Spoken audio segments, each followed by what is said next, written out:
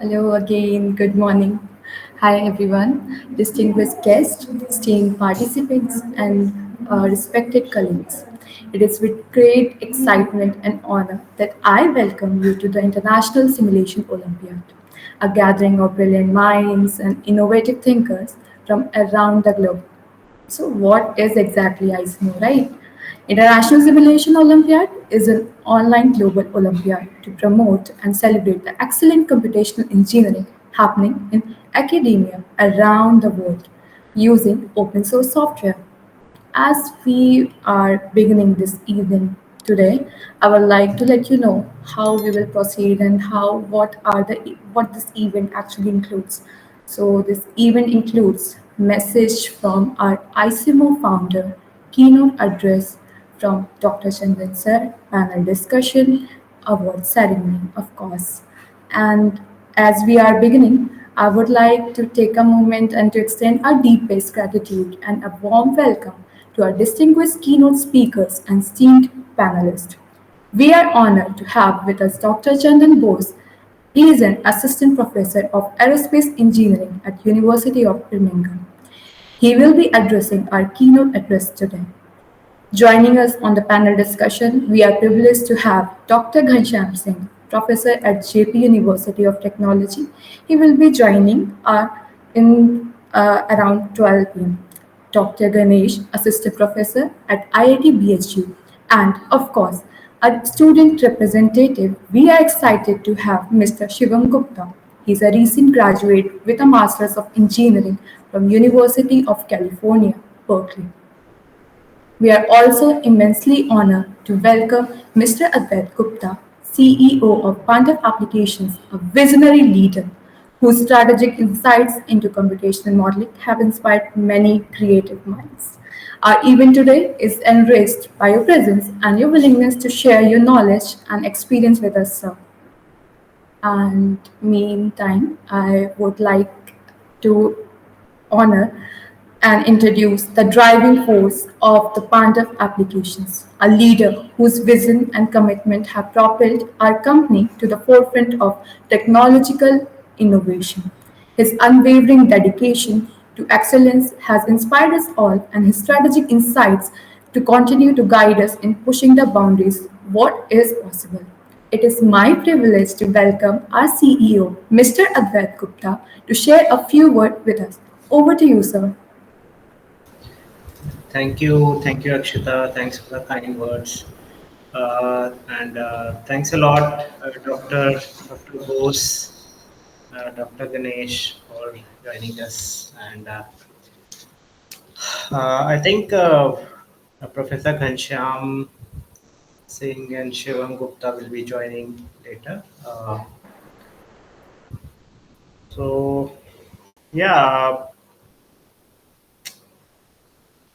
like Akshita said, International Simulation Olympiad or ICMO is something that I wanted to do for a while. Maybe 10 years ago, I wanted to do this, but I think now last year was finally the right time when this could happen. I had the right set of people with similar mindsets who could help me in making this possible. Um, So the idea behind International Simulation Olympiad is to promote computational physics. There's this amazing work going on all over the world. Different laboratories, different professors are doing. There's just tons of work that is coming out.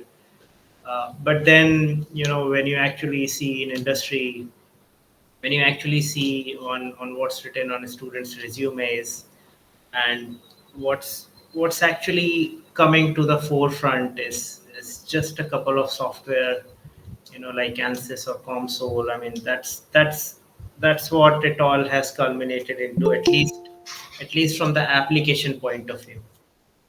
Despite the fact there's a lot of research going on in the back end. So the idea was, if we start promoting this research, if students' research could come to the forefront where they're using open source softwares, where they are writing their own codes, or things like that, this will eventually start promoting or start proliferating the real, computational physics, scientific computing in a wider community. So last year in 2023, we started this simulation Olympiad for the first time. We had a successful completion, and IIT Bhubaneswar and Cranfield University teams were the winners last time. I think we had around 50 participants, if I'm not wrong. Last time we had 50 teams last year, and this year we had more than 200 teams from all over the world, which we are actually surprised that there are so many people working with open source software in the field of computational fluid dynamics specifically. And there was a lot of interest this year as well. Uh, the type of problems that we give are slightly on, I would say they are slightly on the advanced side, and that is quite intentional because we want to keep things slightly open when people are when students are submitting their answers, um, and because of that, not always all the teams are able to really provide a final answer to our questions. But the way we judge is, who has at least put in the right amount of effort, who has at least gone in the right direction with those problems. So for example, this year some of the problems that we had were non-spherical particle dynamics, which was on the DEM side. We had supersonic, a problem related to aerospace where we wanted to do supersonic flows, capture the shock waves. Then we had a problem on fused deposition modeling, non-Newtonian polymer fused deposition modeling, which is used in 3D printing processes, uh, and a couple of problems more. And the idea was the student can choose any of these problems, whichever they think they are most comfortable with. Oh, another problem we integrated this time was thermomechanical stress analysis as well. So you can see there is CFD, there is proper external aerodynamics, there is DEM, there is FEA, and little bit of everything, and the student can choose whichever they want. And I'm very happy to announce that we do have a winner this time. I think my team will be announcing that later.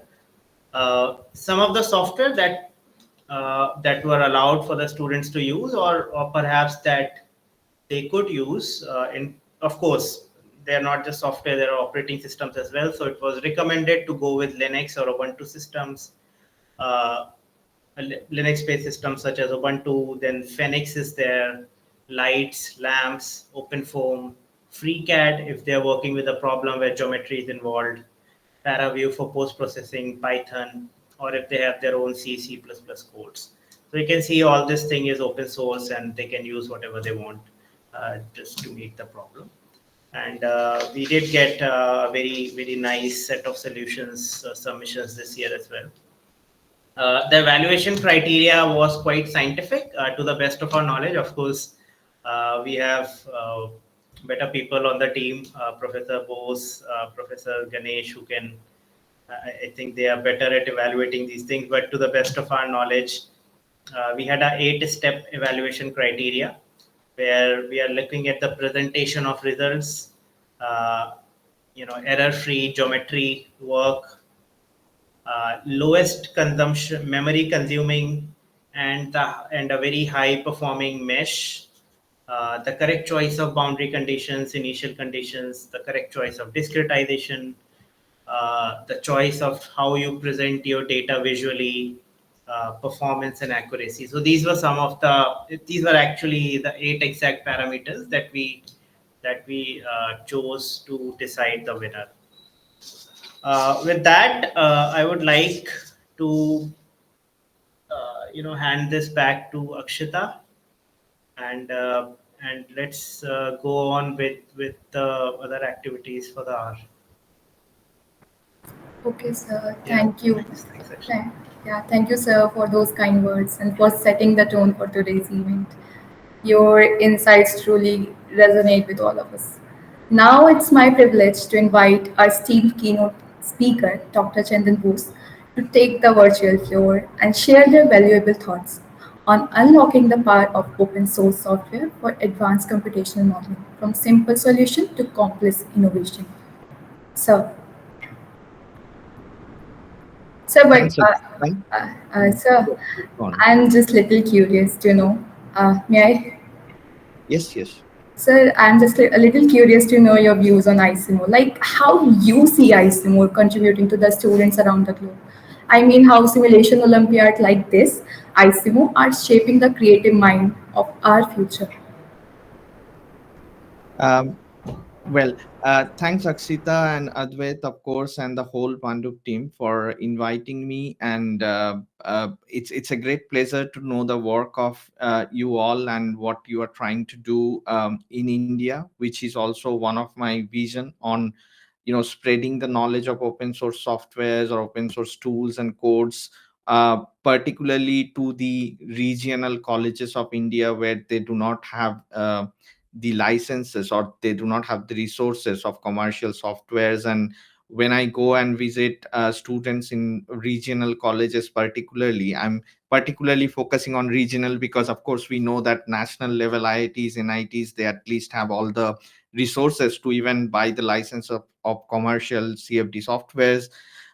And also there are so good mentors to help the students to develop their own in-house codes. All right, so of course the scientific knowledge as well as the resources to buy the licenses for commercial softwares are, I would say, are excellent in our national premier institutes like NITs, IITs. But when we go and see the regional colleges particularly, and I have done my bachelor's from Jadavpur University, Kolkata, so I basically can kind of relate it that when we go to the curious minds, the undergrad students who are very keen to learn about CFD and different tools. The first, they do not have resource, and the second, due to the curriculums and everything, they do not have enough scope. So they try to come and do interns with other professors in India or with us or some companies, go to Panduv and other companies for internship and learn about it. So I think the best way that we can promote this knowledge by sharing our experience and help them pass the learning curve of these open source tools. And that's where I think the vision of both mine and of course I work with a big team at IIT Bombay, which is within the project of FOSSI, you all know, and of course the ventures of Paanduv Applications and like-minded other industries, I think are very important. And I have to say that till you invited me, I didn't see about this simulation Olympiad much, and I didn't know about it actually, I have to honestly say that. So when I got invited, I actually looked into it, and it's quite impressive that you get so much, I mean more than 200 participants in that. So it actually reflects that how many young minds are actually interested to learn this open source software. So thanks to your team for coming up with such innovative, simulation Olympiad and giving them some sort of encouragement in terms of pride so that they submit this kind of simulations, and also rigorously spending your time in evaluating this kind of submission. I can understand that it takes a lot of time. So I really appreciate that, and I'm grateful also that you are doing to spread this knowledge of open source tools and softwares within the overall worldwide students, particularly in among Indian students. So yeah, thanks for all that, and I'm happy to know more about it and help you in next year maybe if I can. Thank you. Thank you so much for your really encouraging words, sir. Not only for students, for Pandav's teams also. This really motivates us to do a work like this more. So yeah, we can have, I guess, a presentation. Uh, Sure. So can you please let me know exactly how much time I have? yeah, you For, can have 10 to 15 minutes. okay. All right. Um, so let me try to share my screen.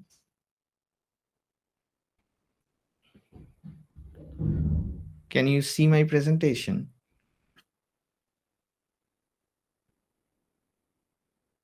Yes, sir. Yeah, it's a odd thing of Google Meet that I can't see you while I present, so I can't see even the chat. So please feel free to stop me whenever you want. And again, I will, because the time is very short, so I will try to kind of take this opportunity to give an overview of what me and my team does at University of Birmingham, and how we use open source tools and softwares to answer some of the research questions in the field of fluid dynamics and particularly fluid structure interaction. So, thanks, Akshita, for giving a kind introduction already. So, I won't spend much time on introducing me, but I would take this opportunity to introduce my research group. So, I basically lead a research group titled as Bio-Inspired Fluid Structure Interaction Laboratory in the Aerospace Engineering University of Birmingham. So, the vision of my research group is to basically try to answer interesting and challenging questions which we observe in nature but don't really understand the underlying flow physics of it, and then of course going one step ahead to implement those knowledge in engineering systems, particularly in the field of aeronautics. Right, so just briefly, because many of you doesn't know me, so just briefly giving a background of myself. I Before joining as an assistant professor at the Aerospace Engineering University of Birmingham, I did a postdoc stint in the University of Edinburgh, and then before that I had a research fellowship in the Belgium in the University of Liège, and I did my masters and PhD at IIT Madras. And in all these three places, my focus was actually very much towards biologically inspired systems such as insect flights, fish swimming, and other things which basically uh, shows us that nature has designed their own propulsion systems in a way that we exploit the fluid dynamics to the maximum. And that is where the mankind is now trying to learn and apply those knowledges in designing futuristic aeronautical vehicles, drones, to understand how we can better implement the natural propulsion system mechanisms into our engineering systems. So the research vision of our lab is broadly applied fluid structure interaction. So mostly we kind of look at environmental monitoring using bio-inspired drones. We look at futuristic flexible aircraft such as morphing wing aircrafts. We also, from our own interest, look at the dynamical behavior of physiological phenomena such as, blood flow through arteries, vocal fold vibration, and the reason for abnormal noise production, etc. Right. So the primary research focus, again, as I said, biomimetic and multiphase fluid structure interaction. I'm also very much interested in nonlinear aeroelasticity and physiological FSI, and these are the some sub areas that my students are working now. Um, so currently, we basically are focusing towards the open source and in-house fluid structure interaction solver development, particularly with a major focus on multi-phase fluid structure interaction, which is very much challenging because we have at the end, of course, I'm looking at organisms which actually propel or actually live at the intersection of air and water, and basically they use their flexible appendages, particularly porous bristled appendages, to to achieve their task, and how fluid dynamics helps them. And of course, because I'm in an aerospace department, a major thrust of research is on turbulence and how we can better model the turbulent flows using starting from RANs to hybrid RANs, LES, ITTES kind of method to LES to direct numerical simulations. And I have already told that nonlinear aeroelasticity is another area where we look at the bifurcation and different nonlinear qualitative changes in the system, such as stall flutter induced by dynamic stalls, and sometimes the routes to chaos, etc. And we are actually trying to now develop more efficiently high performing codes which can actually work at the intersection of CPUs and GPUs, so that we can go towards more complex problems. Now, today I have been asked to talk about, of course, open source tools, and I would say that I'm proud to say that all my research work or the projects in my group are actually my students use from start to end open source tools. And I was just reading some articles yesterday just to better give my view on the panel discussion today, and I saw this interesting analysis in Boston Consultancy Group, which is a bit old in 2020-21, but it shows that 99% of Fortune 500 companies are actually keenly using open source softwares. And again, 80% of IT departments are looking for open source tools now, and 35% of all enterprise softwares are now based on open source code. As you can see that GitHub and platforms like Gits are actually so powerful, because even for very huge calculations codes that are being used by NASA or other big organizations, they keep their all codes open source in platforms like GitHubs. So kind of these numbers, what they tells us that basically now we are slowly kind of we all together can understand the value of open source tools and open source codes, and the value of sharing them with others and developing them as a community, and which is quite prominent. And also from the same analysis, it showed these kind of statistics where in 2020 over 56 million developers worked on 140 million projects listed on GitHub. So, which is truly inspiring, in my opinion. And also, it came out that the bigger the problem is, the more open source developers are drawn towards that, like magnets, to work on it. So, I think these are kind of, it's not my words, it's said in the analysis of Boston Consultancy Group. And it's basically, it's quite motivating. And that is where I think more discussion will come up in the panel discussion on this. So, I won't go further, but this is a kind of beginning words that I want to, or statistics I want to share to ponder about. Now, in my group, as Advait already mentioned, that there are plethora of different open source code tools, and every now and then new codes are getting published in the relevant journals like Journal of Open Source Softwares, JOS, which is very famous. We have our own open foam journal where actually I will talk about it later, but we actually publish all the new developments related to computational fluid dynamics using OpenFOAM. But in my group, what I try to inculcate the culture of using open source tools from the start to end. And as we know that in our area of computational fluid dynamics, we have pre-processing, solution, and post-processing. So we kind of use Blender, FreeCAD, again I didn't mention here, to mention the to make the geometries, and also at some point Salome Maker. Then we use Salome and GMSH to maze our objects, particularly when it becomes in the simpler side. And also we use the mazing tools of OpenFOAM, such as particularly Snappy Hexmesh is very powerful in mazing different three-dimensional geometry.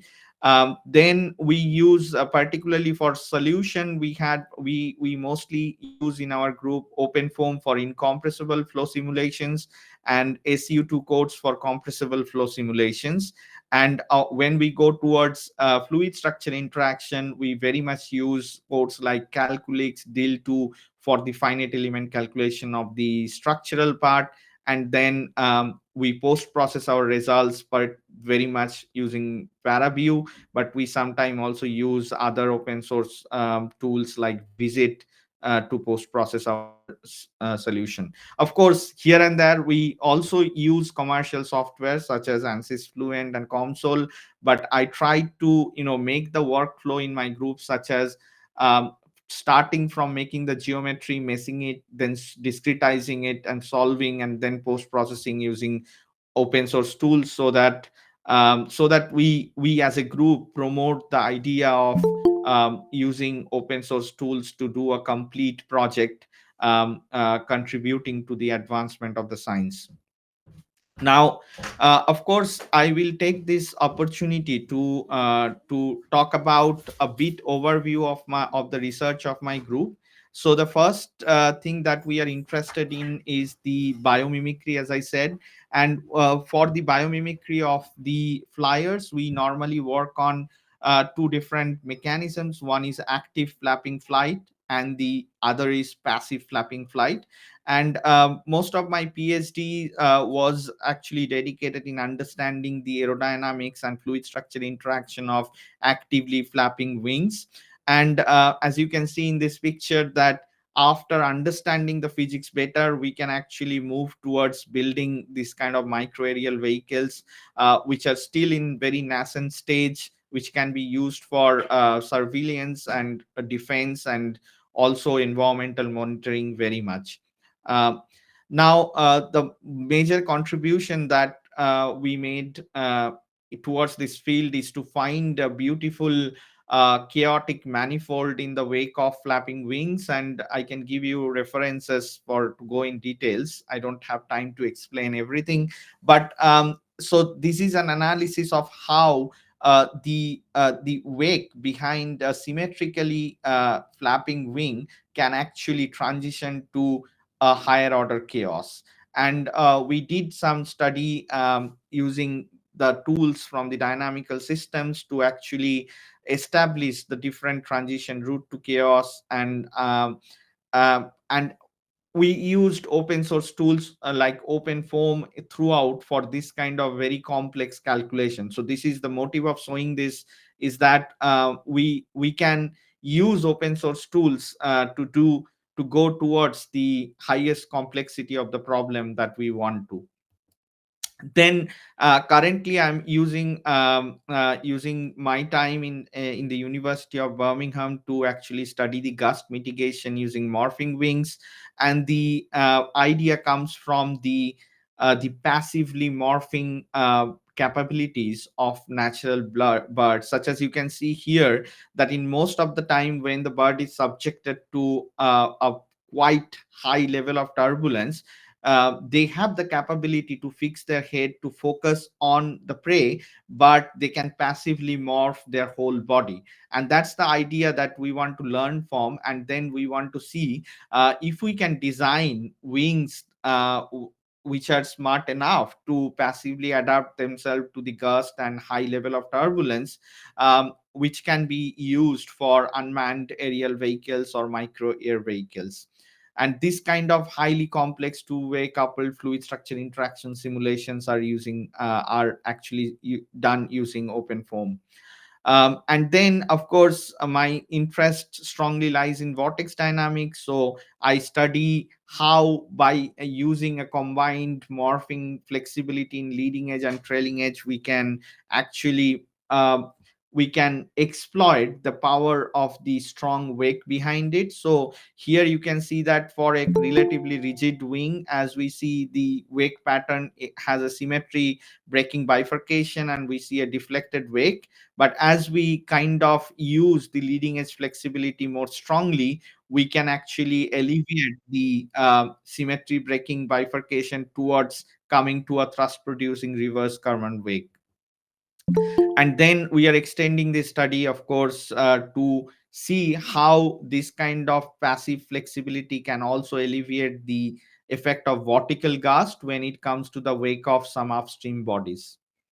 So I'm also kind of in another project. Some of my students are using OpenFOAM, also two-way coupled fluid structure interaction simulation, to study the effect of secondary feathers of birds, which are called coverts, to optimize the aerodynamic efficiency of that. And then we are studying when the wing is an high angle of attack, it's highly stalled, how can these flexible appendages can improve the aerodynamic efficiency, what is their optimal angle of attack, and whether the placement of them in the pressure side or the suction side is more beneficial.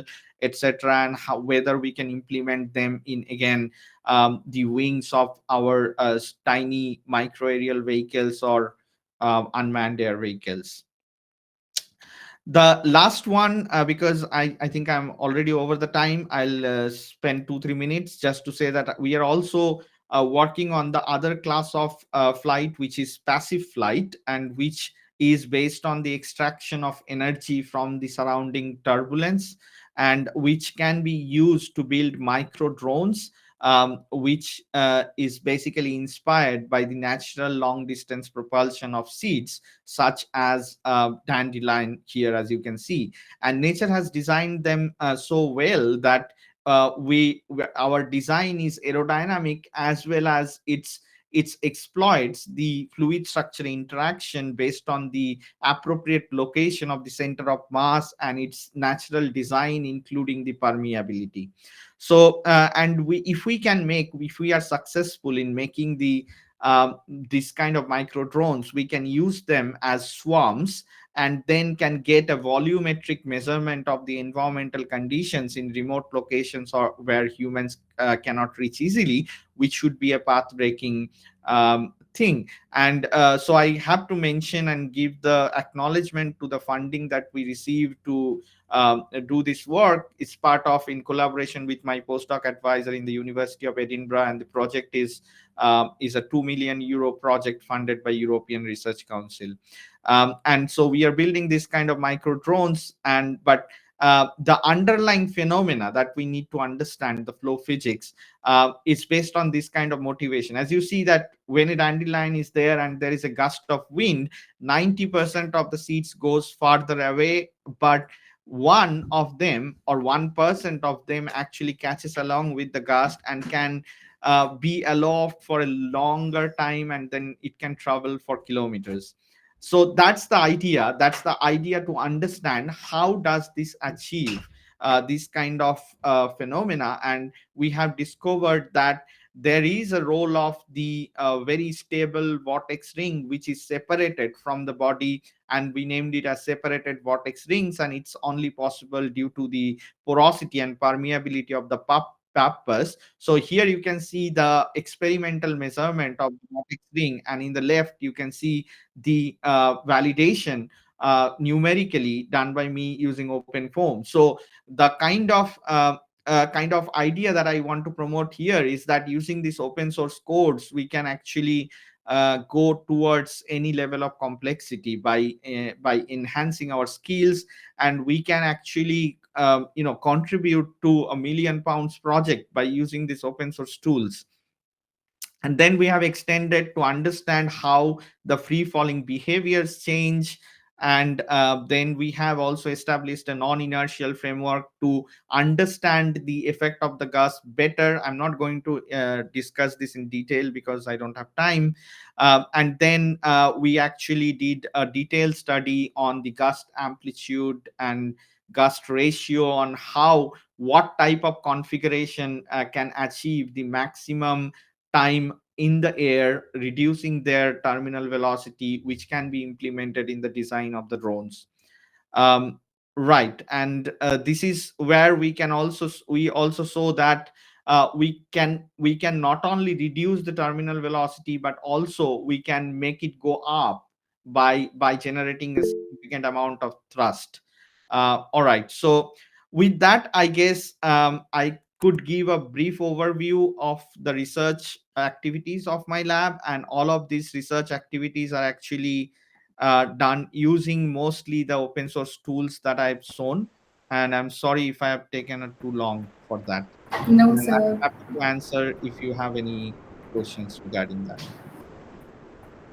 Okay.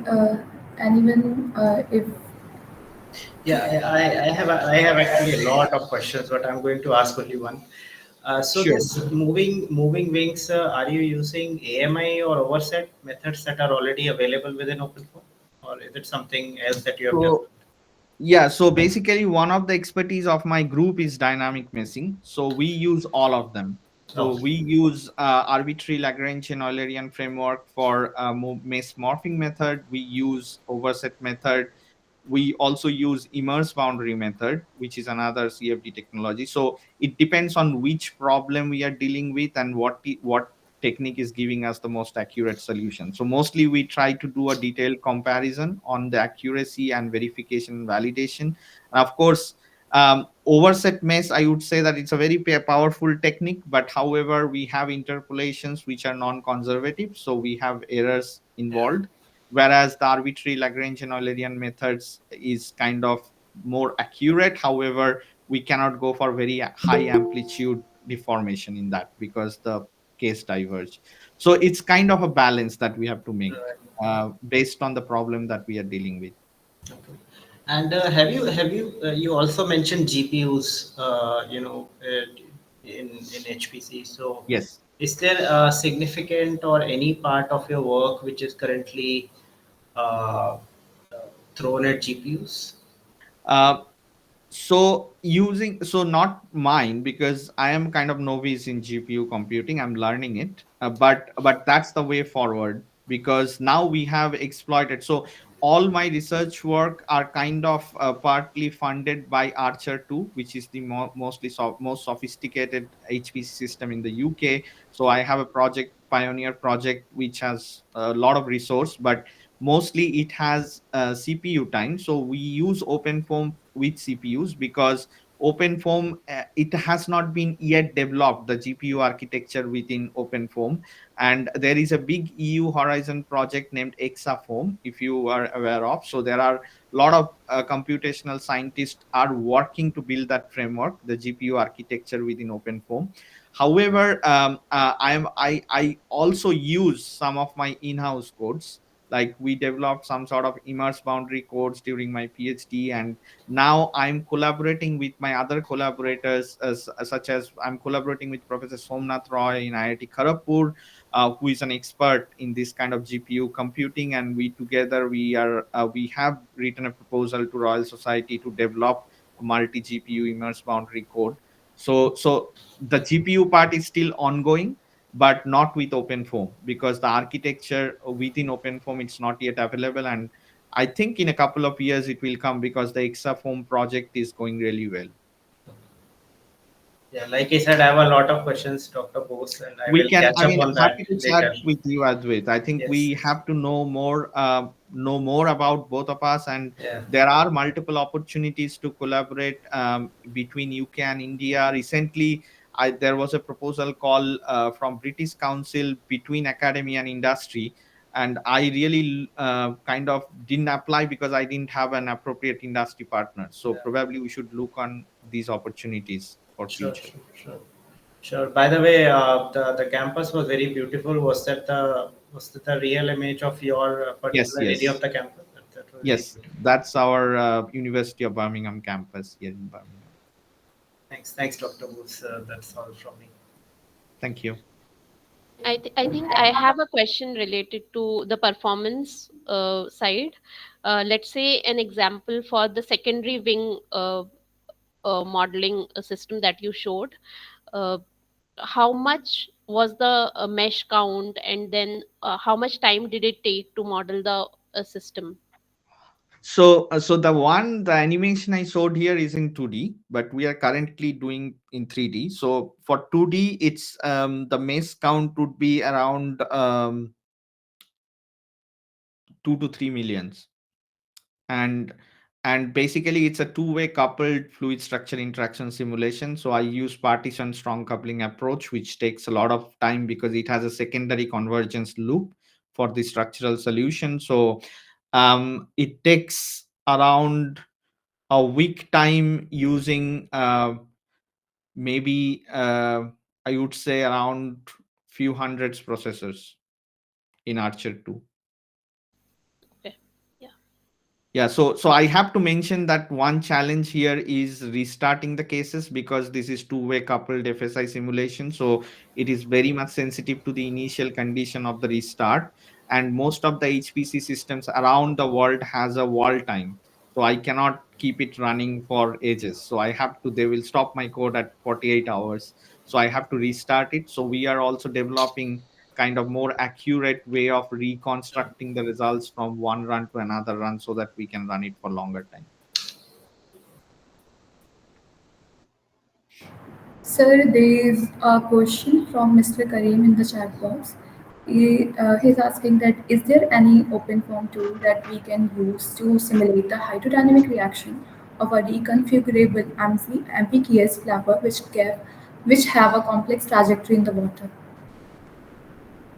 Yes, I think the aim is going towards that, but so I think the question was really difficult. So what I understood is kind of the design of flexible structure underwater, right? So that was the question. Can we do it?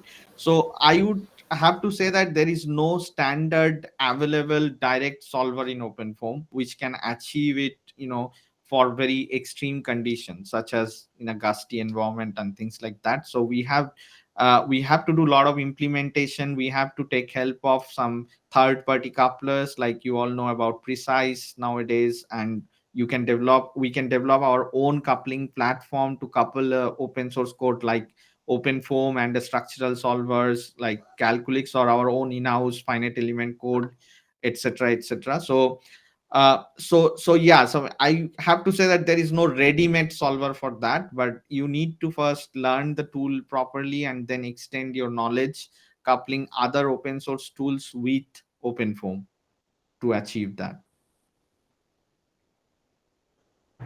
Mr. Kareem, I hope you got your answer. And thank you. Thank you, sir.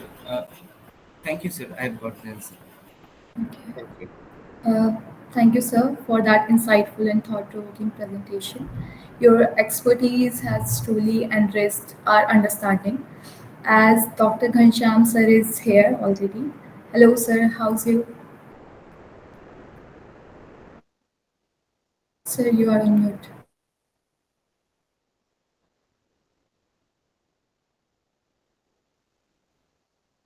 Am I audible now? Yeah, sir, you are. So good afternoon, one and all. Sorry for joining a little late. I was busy with the class. So, yeah. So it was nice presentation by Dr. Bose.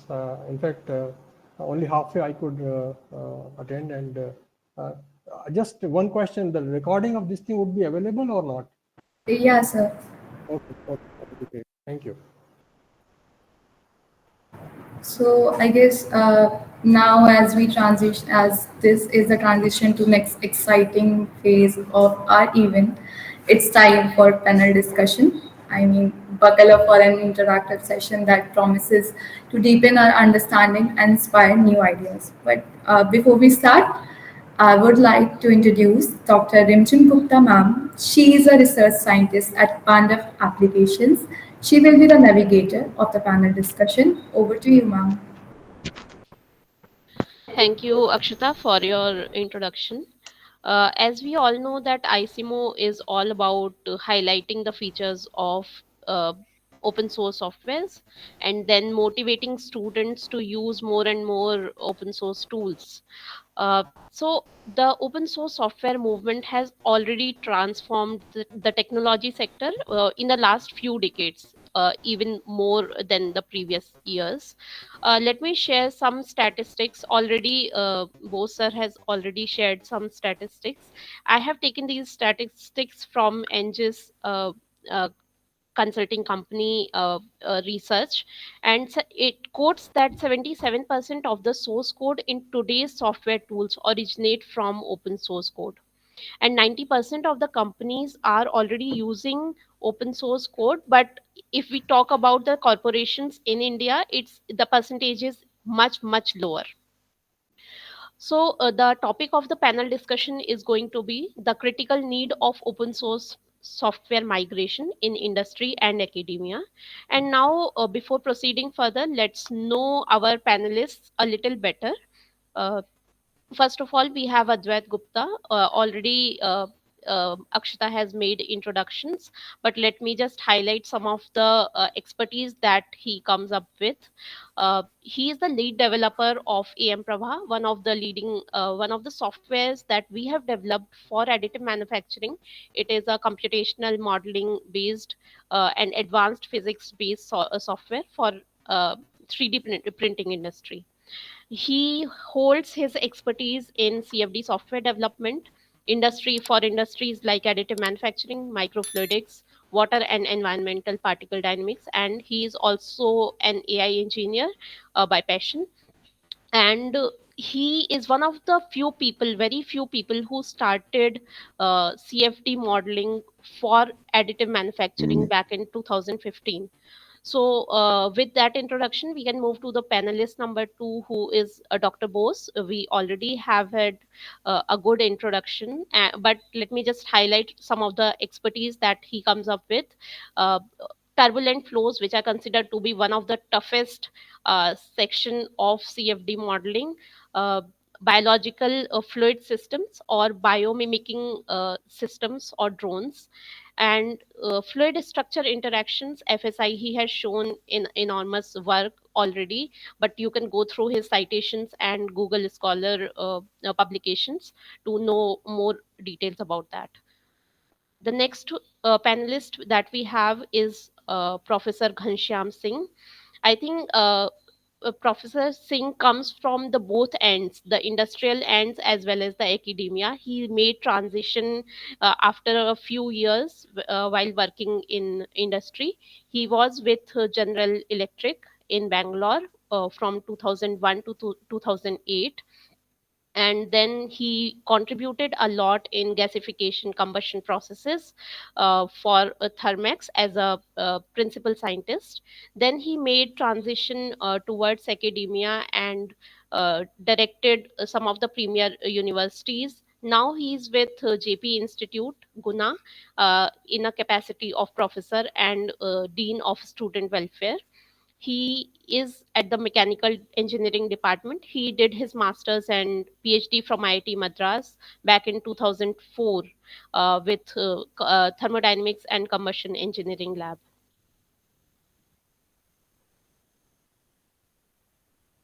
The next panelist we have is Dr. Ganesh Madabatullah. He is an assistant professor at IIT BHU. He recently joined the institute after his master's and PhD from IIC Bangalore.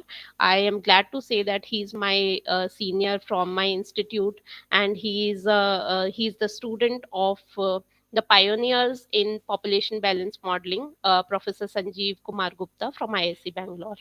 He joined Imperial College of Engineering after doing his PhD, uh, and then he joined British Volt and Remac Energy in United Kingdom uh, in a capacity of battery modeling and simulation engineer and senior cell modeling engineer.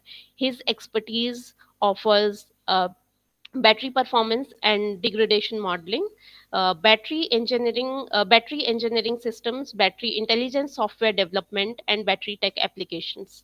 I think with his participation in the panel, we will know more about how, for electrochemical systems, we can use open source tools to make it a robust system where there is a lot of gap. Last but not the least, we have Shivam Gupta as our final panelist. Uh, Shivam is our first intern. Uh, he joined Pandav back in 2020, I suppose, and he worked on a problem related to microfluidics using OpenFOAM. That time, during his time at Paanduv Applications, he learned OpenFOAM and implemented the knowledge in a microfluidics related problem. He is currently doing his Masters of Engineering from UC Berkeley, and he was then a student of BTech from IIT ISM Dhanbad. He is currently doing his internship at Dassault Systems, and his interests lie with healthcare and biomimicking systems, with medical imaging and application of ML for healthcare applications. With all the introductions of our panelists, I think I may lay some instructions for panel discussion. Whosoever wants to speak, they have a hand raise option in the bottom. They can just raise their hands, unmute themselves, and then make the comment. And if somebody is speaking, please try to keep yourselves uh, on mute so that there won't be any disturbance, and there will be smooth functioning of the panel discussion. So, without further ado, let's begin with the panel discussion. And to our audience who does not even know what open source software are and in which language these codes are written in, let's address the main problem. If people are coming from CFD background or even not from CFD background, they should know what open source software are. So let me start with Professor Ghanshyam Singh. uh, Sir, can you make the open the panel discussion with your comment? Thank you, Dr. Vijay. I think if you look at uh, the the way things are moving in terms of using open form or open source softwares, I would say that it started long back when I was with GE. I might be the first person who started using open form in India. And then we had a lot of struggle at that point in time in terms of legal issues and things like that. We also had a kind of uh, difficult situation to convince the management whether we should go for open source software or not. Of course, it was actually driven by our mentor from US. But we got the permission. I was interacting with Mr. Henry Weller almost on regular basis, and we got everything installed in our place. In fact, there was a time when it was supposed to be compiled on our machine first. So there was nothing like simple installation what we see as of today. And it went on basically. After that, when I moved to academia, I established a couple of labs using open source software. Almost everything can be done using open source software if you want to do it seriously. Fact of the matter is, there are people, they are still having some sort of understanding about the commercial software, and they are having kind of feeling that the softwares which are open source software are difficult to use. And that is just because of the fact that in general you will find lack of GUI, and that kind of puts them off. They also find kind of lack of acceptability in the industrial sector. If you look at the kind of teams which are already there, they are continuously using their existing commercial software, and they want people who join them should also have the expertise in that particular software. So that is another aspect where we find that students are kind of not very much kind of interested, or saying that they are finding it difficult to have a kind of transition. So that now this is where our responsibility comes, wherein we can create a good awareness. IIT Bombay has done a fantastic job in this aspect, wherein people are kind of getting trainings using FOSSE, and many of my students have done a lot of, they have gone through a lot of courses, whatever is offered by IIT Bombay. And we have to do something of that kind more often. And I think we need to have more teams involved in terms of kind of resolving the issues related to whatever mindset people are having. As such, if I see the power of open source softwares, it's kind of enormous.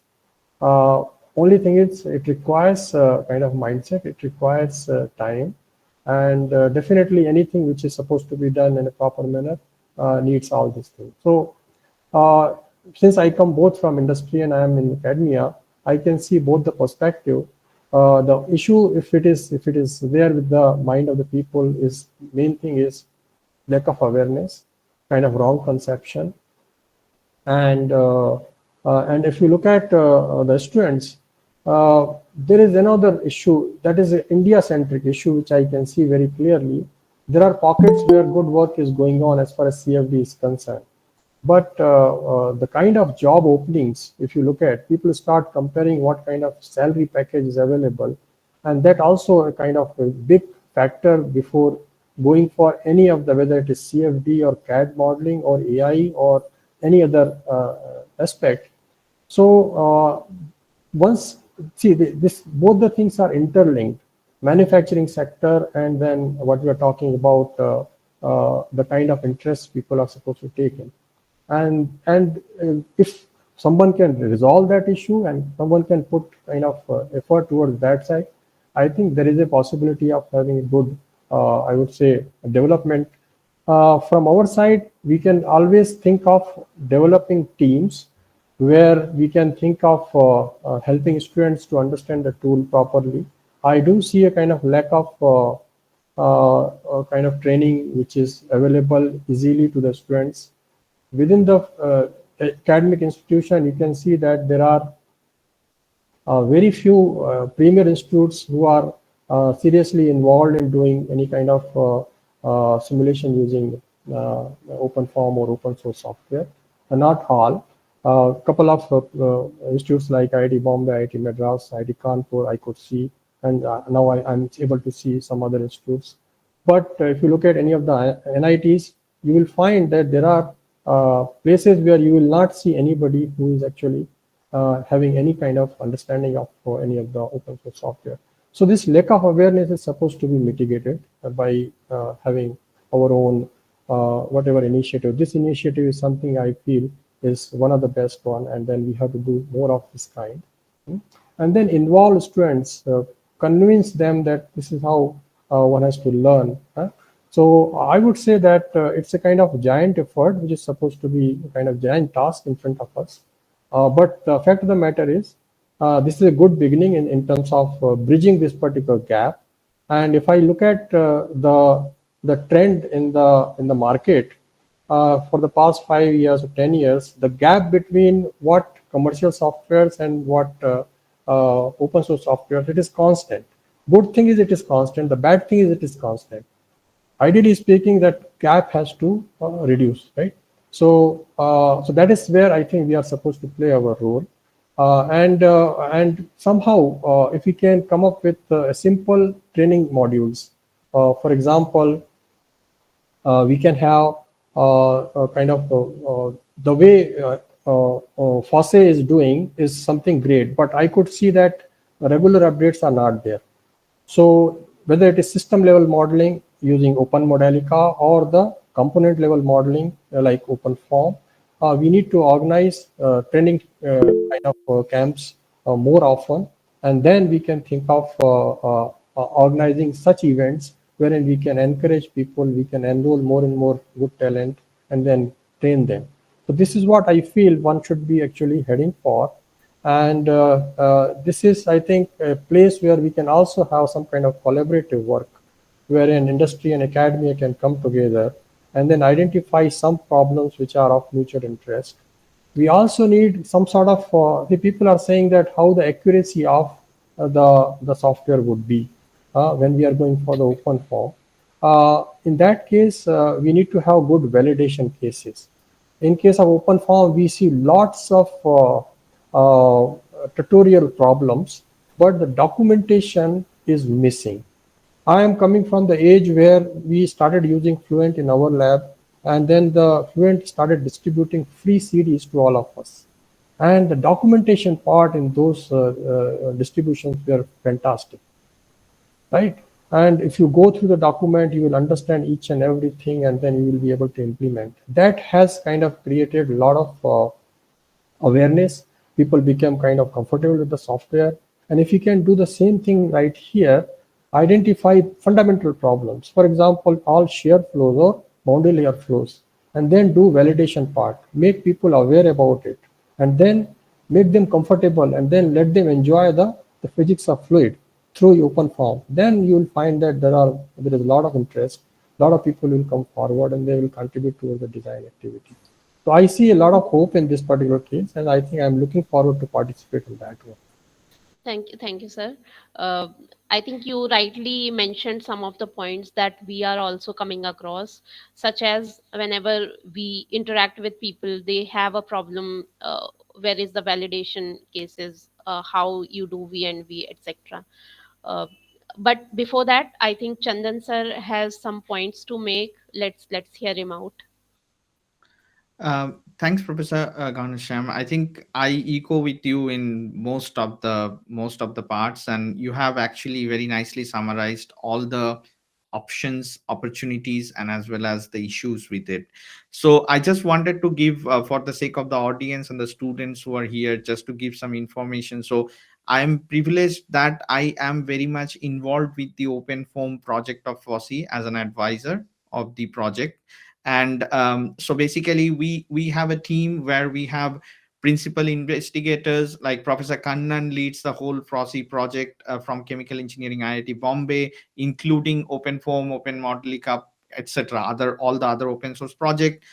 We have Professor Janani and Professor Manashita from IIT Bombay, who leads the from the IIT Bombay part. I try to advise from Birmingham side as an external advisor.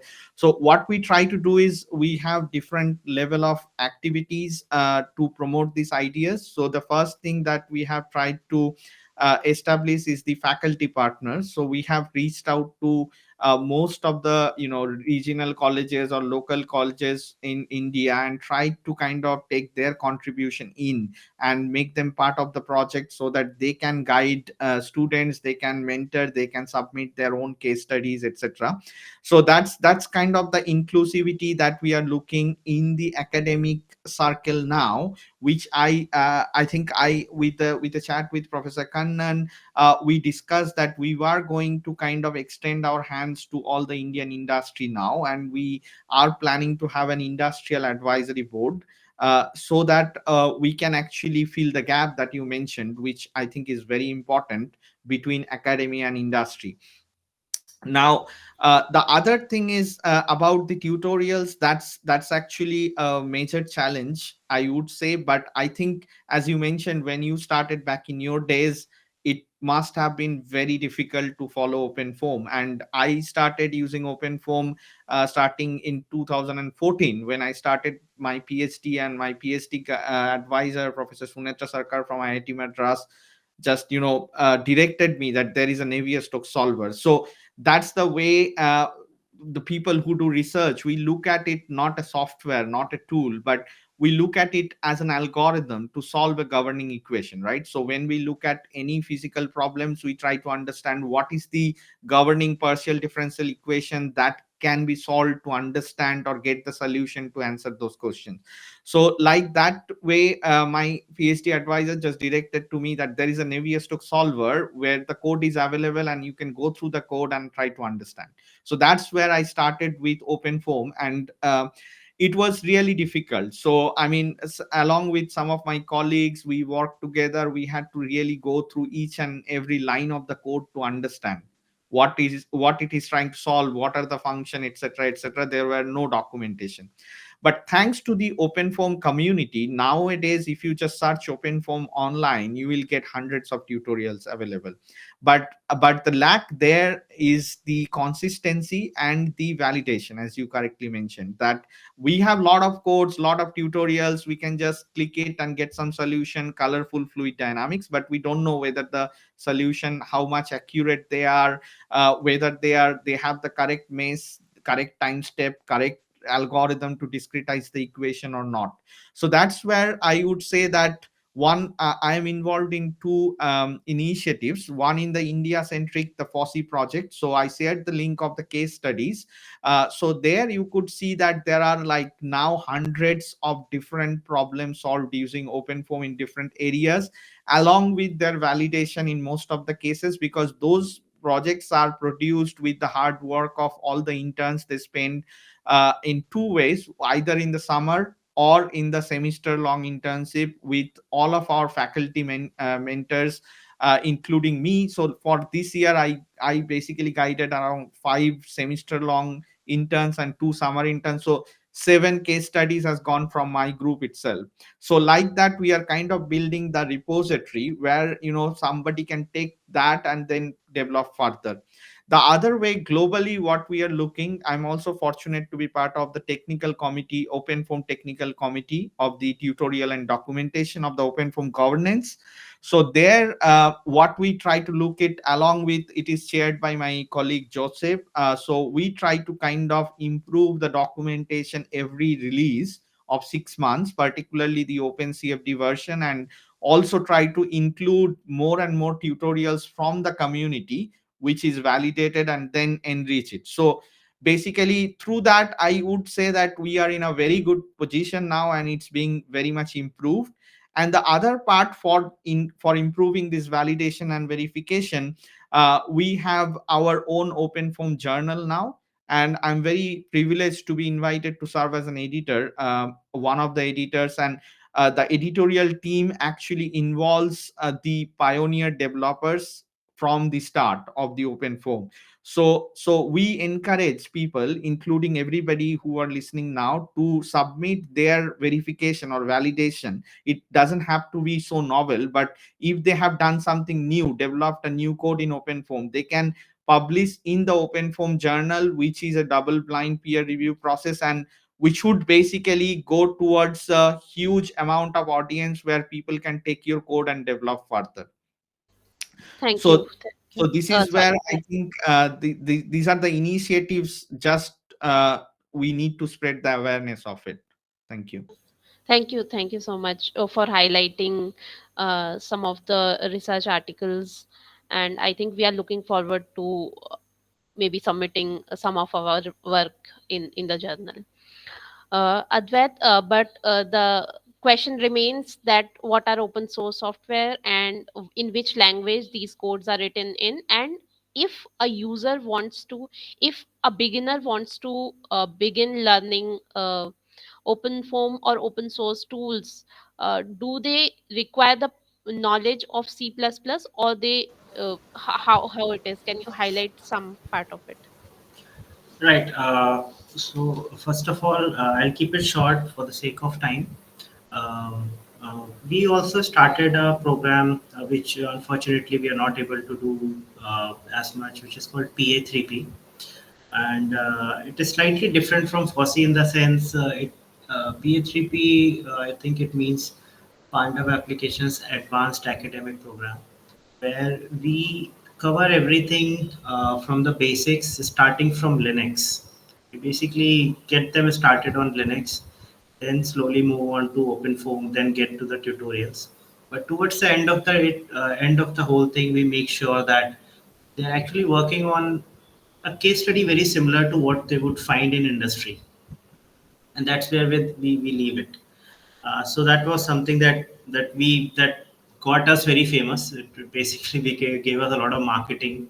So at this point, if you go to most premier institutes or most institutes in India, and if you tell a professor that, look, we want someone to work on open form, it's a very good chance they might know about us. Oh, those open form guys.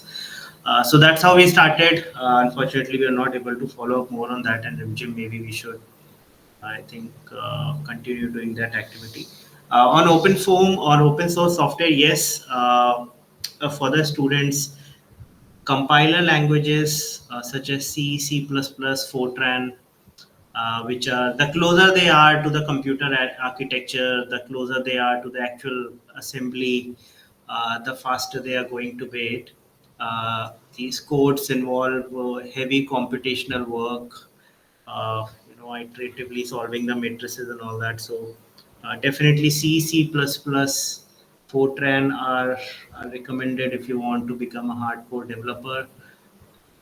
But Python has its own values in terms of integrating AI probably to the existing codes, in terms of writing front ends and things like that. So a very simple recommendation. The fundamental, of course, is you have to go through the rigorous theoretical aspects of the field, the physics, the mathematics, fluid mechanics. There's just no shortcut to that. And then once you are done with all that, then you have to pick whether you want to be an application engineer versus if you want to be a developer. If you want to be a developer, then there is some more rigorous work to be done in terms of learning C, C++. From a scientific computing point of view, in terms of writing efficient and fast codes, in terms of writing parallel codes. And then if you want to be on the application side, then you should be very good with industries, the application, the validation and verification, and things like that. So I think in a nutshell, Primchim, you are right. C, C++, and Fortran are necessary, or one of these are necessary up to a good extent if you are genuinely trying to write your own CFD codes or computational physics codes for that matter. Thank you, Advait.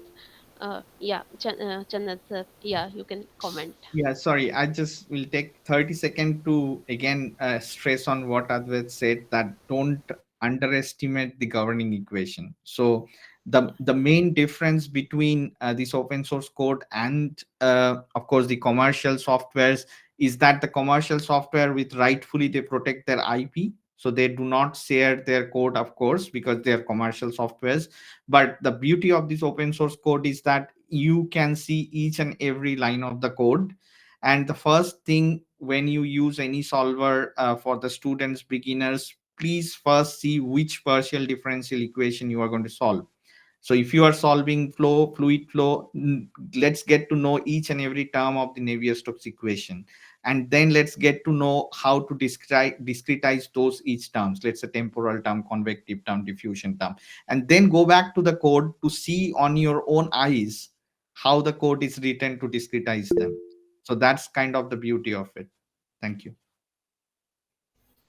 Yeah, Ghanshyam sir, Yeah, handing. just to add to what just he mentioned, that the fact of the matter is, if you look at the comment by Professor Yasak, he said that as far as open form is concerned, it is an excellent example of OOPS.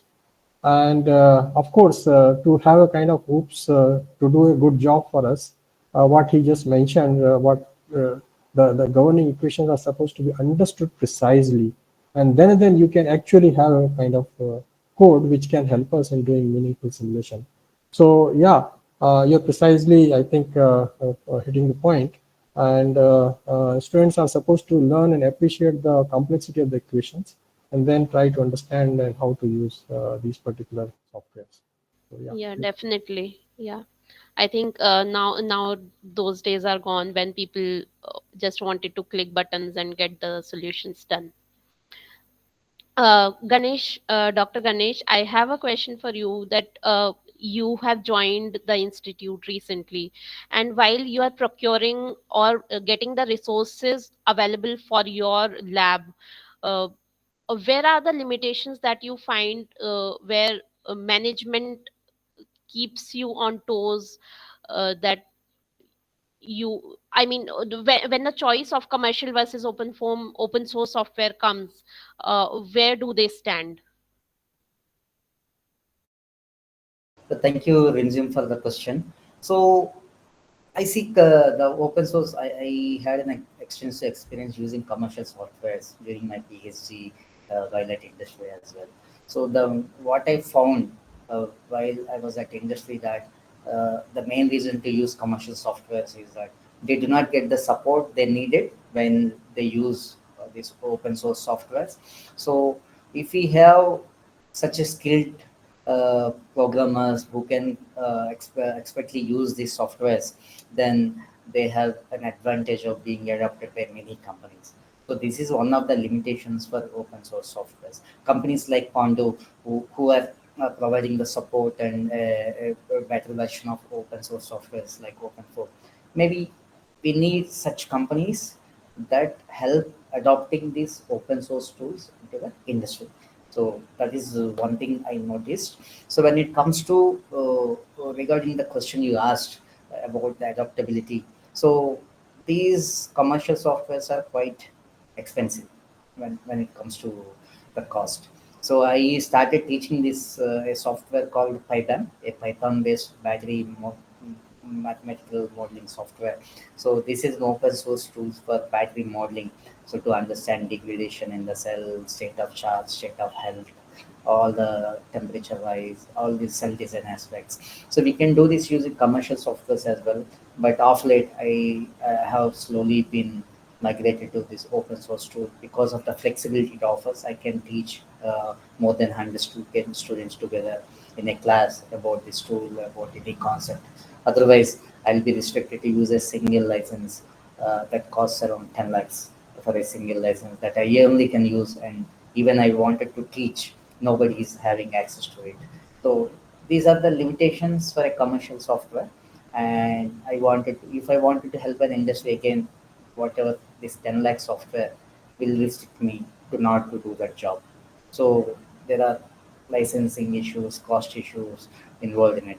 So so that's why I started focusing on this open source battery modeling software as well. Yeah, However, in one fact, thing I yeah, yeah, identified, yeah, yeah, please. is that these open source tools needs a lot of documentation, and these commercial tools have a GA type kind of structure, meshing, equations, all that parameters kind of structure. But these open source tools have they built the code. Their focus was to build the code, but support is something we need to strive for as academician or a student or anyone who wants to get into this field. Yes, Thank you. yes. Definitely. I think one good part about open source software is also that it is a decentralized development, True, that true. uh, people sitting in Switzerland or UK or somewhere else, they are developing the codes, and then that can be usable at any part of the globe. So I think that is the best thing when you talk about battery management or battery modeling systems. People have developed certain solvers which are uh, exactly solving the problem that you are looking for. Mm, And same goes for fuel cell modeling also. true. Now, I think I have a question for Shivam, that how do you find the learning curve for open form? You are a student and you had learned in the recent past. What do you suggest students to start with to get handy on open form or open source software usage? Sure. Thank you for your question. I'll try to take a lot of time. I think as already mentioned by Advait sir, to get familiar with all of these open source software, you should first get familiar with Ubuntu and the environment where you're gonna use your open source softwares. After getting familiar with those, I think that was the learning curve for me as well. I got first familiar with Ubuntu and Linux because that was a new operating system for me. I never used that before. After getting familiar on that, I looked up on resources available on internet to learn OpenFOAM. I don't remember exactly now, but there are a lot of resources like right now to learn OpenFOAM. On you can find it on YouTube. There are a lot of blogs. I think there are a lot of tutorials from IIT Bombay as well. And for me, I also took some courses from some of the uh, kind of a coaching institute which teaches how to use OpenFOAM and all of that. So that helped me getting started with OpenFOAM. But I truly feel that there is a lot of free stuff already available on YouTube and other sources to start learning on how to use OpenFOAM. And again, other than those learning stuff already available, I think the documentation that OpenFOAM has also helped me to understand how to use it. It's a very good detailed documentation. At least it helped me with getting started with it. There are a lot of tutorial courses, as already mentioned in this discussion before. Uh, like students can start with those basic tutorial courses and then get more hands-on and can try to and like after getting familiar with with the flow of OpenFOAM on how you create a geometry, you mesh it, you define a physics and solve it, and like post process and paraview. After getting comfortable with all of their flow, I think the next step will be to go more deeper into how the open source, like how which kind of solver you're using in open form, like isoform or icoform, like things like that, and what kind of discretizing method they are using for each of the part of the partial differential equation. And just going, I think more and more deeper into that will help students to understand how exactly the solver is solving the equation. And I think that's the best part also of using open source software, that it gives you a lot of transparency and control on how you want to go about your CFD simulation. I think Thank that you, that's Shivam. the learn. Yeah, Yeah, thank you. thank you, Shivam. Uh, so I think we should agree upon one thing, if not on other things, but that the job prospects coming from open source, using open source tools, are they limited, or you, many of you come from academia, and you must be getting a grasp of what industry wants and how the job prospects are in current times? Can you highlight some of the, yeah, Shivam, go ahead, please. Yeah, sure. I think I can share some thoughts about it because, like, I graduated from Berkeley this spring and I was applying to a lot of CFD jobs in the market. So I have some points to share about it. What kind of industry is looking for like CFD engineers related roles. From what I found is like the work that I'm currently doing at Dassault, uh, like they want people to know this open source software. I think it's a great knowledge. It shows that like if you have used open source software like OpenForm, it shows that you know how fundamentally CFD works, how it works at its core. Using commercial software will not give you that deep that depth of the knowledge. So at least in my interviews, which I gave for CFD related roles, mentioning that I've used OpenForm, I think helped me a lot. And that was one of the skill they were looking for. Even in Dassault, like my work is primarily on validating their new trans-based CFD solver, and the way I'm doing it is using a lot of OpenForm, a lot of other open source software to validate their commercial software. So I feel that's a skill to be definitely have for even for CF or application analyst roles, CFD analyst roles, or CFD development or CFD developer roles. Yeah, Chandan sir, please go ahead. Yeah, I completely echo what Sivan said. I mean, I look at this question in region specific. So I have like two comments specifically for India and then outside India. So now currently, because I am in an university, I mean, like batches after batches are going out from our department, like aerospace engineering batches are going out. So I interact with the students, outgoing students, about their job prospects, etc. So what I understood is that in Europe and in UK, it's a great skill to be added in your CV. So if you kind of demonstrate that you have done some project, you know how to develop some simple codes, and you know how the governing equations are solved in these open source tools, all the companies, particularly there are huge lot of startups who are starting, they are very much focused on open source tools, and particularly it's a simple math that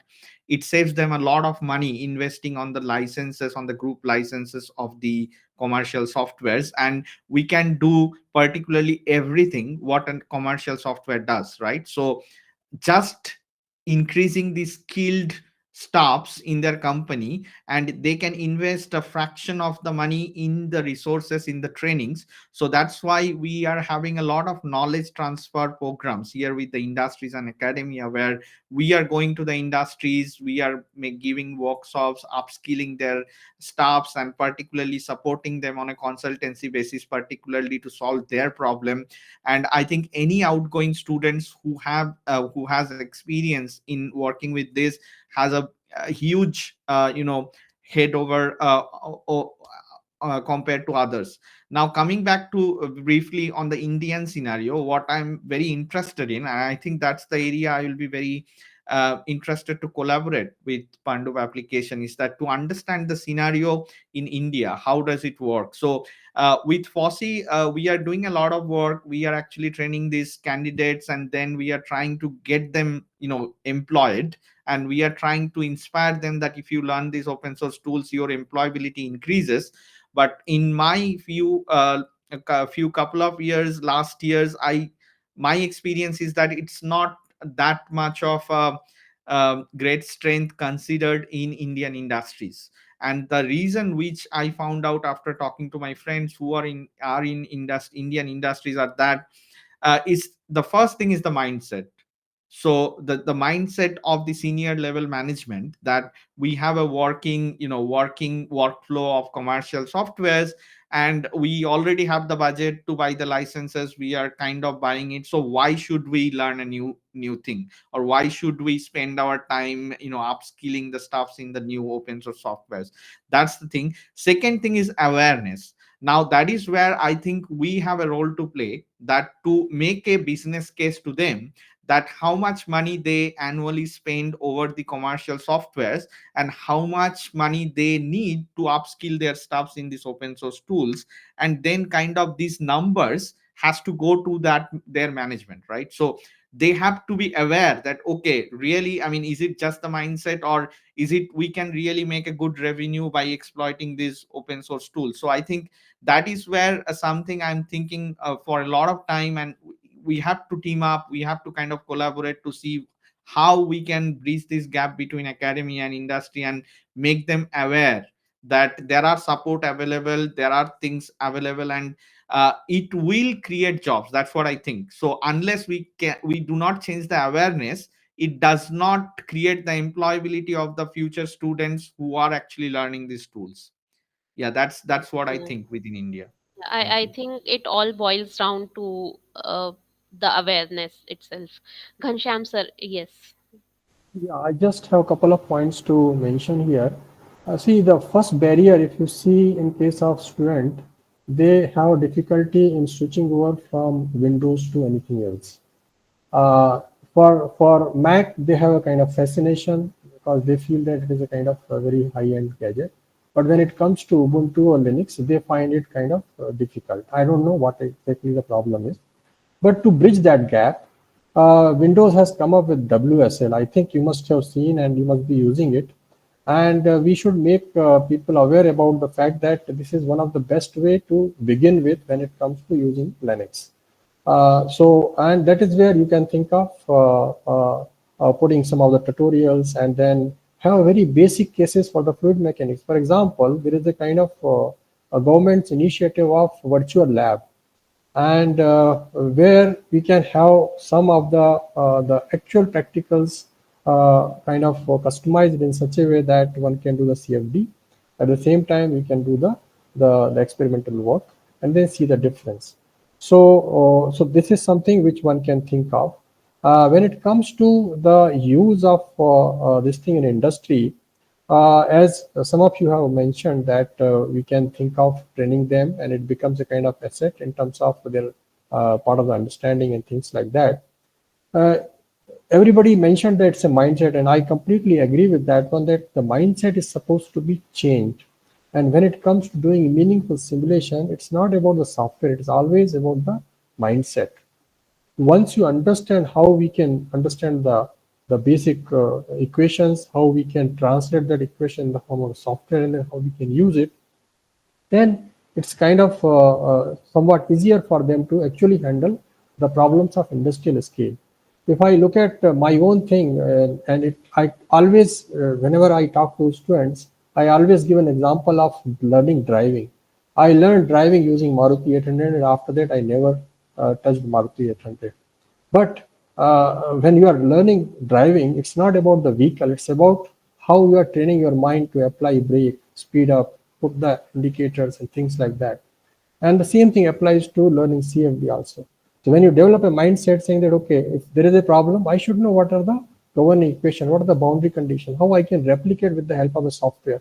When that happens, then if you are learning, whether it is open form or any other commercial software, one and same. So I think important aspect of this thing is that MSME in India especially are actually not doing too much of design work. They are actually having design coming from somebody else and they are doing the manufacturing. So, and the established organizations, for example, if it is a TCS or telco or whatever it is, big organization, they have their own setup. So they will never go for open source kind of thing. That's what my feeling is. But the smaller industries will definitely shift towards open source because they do see kind of huge saving for them. So if we start creating awareness and start training the students so that they can occupy that particular gap and they can contribute, you will find a case, and over a period of time you will find that everybody would shift slowly towards the open source. So, Yeah, so that is what the kind of strategy we should be adopting. That's what I feel. yeah, yeah. Right, absolutely right. Advait, yeah. Right, right. So I think Pandav is in the mix of it all quite deeply, because we face this on everyday basis as to why industry is not adopting open form, or why is it adopting. We have a mixed bag of reviews. We have successfully converted or partially converted some of the world's largest organizations to open source software. Uh, but at the same time, uh, the situation is not that great in India. The companies, I think it's not just CFT that's the problem in general. Even the R&D institutions, even the companies that have big R&D institutions are actually not doing R&D. If you strictly want to put it that way, they're basically doing engineering work, which Ghanshyam sir was just mentioning, and there is really not that much of a requirement or any interest in investing any money into, and time into learning this open form, hiring a team of people who are from that mindset and things like that. uh, but like I said, we have seen both extremes, and it's just not easy in India. I mean, that's what I'm trying to say. There's really no very big reason for them to switch. I mean, sure, you can tell them you will save money, but that's not their goal. I mean, they are anyways fighting for the basic R&D work to be conducted right now, and the CFD is anyways at the bottom of the list, and then within that bottom of the list, OpenFOAM is at the bottom of that list. So penetrating that is not an easy job, unless it's a very ultra super critical sort of situation, like Ministry of Defense. I mean, we were very recently, we just wrapped up work with them, because they could not find it elsewhere. It was just too expensive. The data sensitivity was a big issue. They were not happy installing any commercial software on the system. It had to be made in India. Uh, and then whatever other companies that have actually went forward with open source tools, it's basically become an Ayurvedic solution for these companies, where once they have tried everything in the world and they cannot find a solution, only then do they resort to Ayurvedic medicine and lifestyle changes. So this is what we are seeing from the companies as well. They have tried this, they have tried that, they have outsourced it here and there everywhere, and now the problem cannot be solved because it requires four-way coupling. It requires particle dynamics, it requires fluid dynamics, there's laser dynamics, this, that, everything going on. Now, how do you do that with a commercial software? Because it gives you only as much flexibility. So these are actually the first adopters of open source software in India. I mean, this is all our experience, Rimjim. We have been continuously talking. Every day we meet people, and we are just not able to convince them why you should use open source. Not from the money point of view, not from Yeah, applicability point of view. It's just that when they are really desperate, they go for it. yeah. I think one of the major concerns that I have heard from people from industry is that uh, there is a certain attrition rate in industries. Uh, and the demand versus supply curve has to be fitted well, because if people know open form open source software or tools, uh, they I mean, it's a curve that cannot be fulfilled with the current supply of the students who know open form proficiently. And once the person leaves, it takes away all the knowledge that he or she has with the open source tool. Then filling that gap becomes very difficult, because the knowledge transfer is difficult. I think I make sense in saying that. And with that, I think we have to thank Dr. Ganesh, because he has to leave for some of the urgent work. Thank you, Dr. Ganesh, for being present. And Thank you, Dr. Ganesh. Thank you for the opportunity to be here, a lot. and I'll connect with you later. Yeah, I need to thank get. you. Thank you. Thank you, Bye. sir. Thank you, sir. Thank you. Yeah.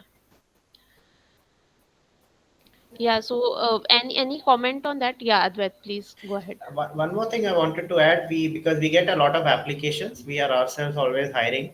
So I think we get 10 to 20 applications every day for CFD positions.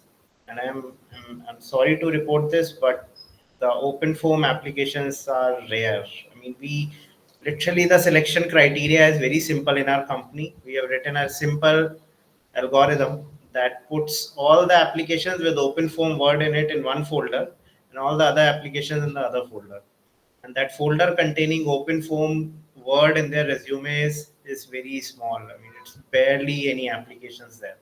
So this can be a good thing as well, because that means that there is just so much more that can be done to for people like us to get people who fit well in our organization.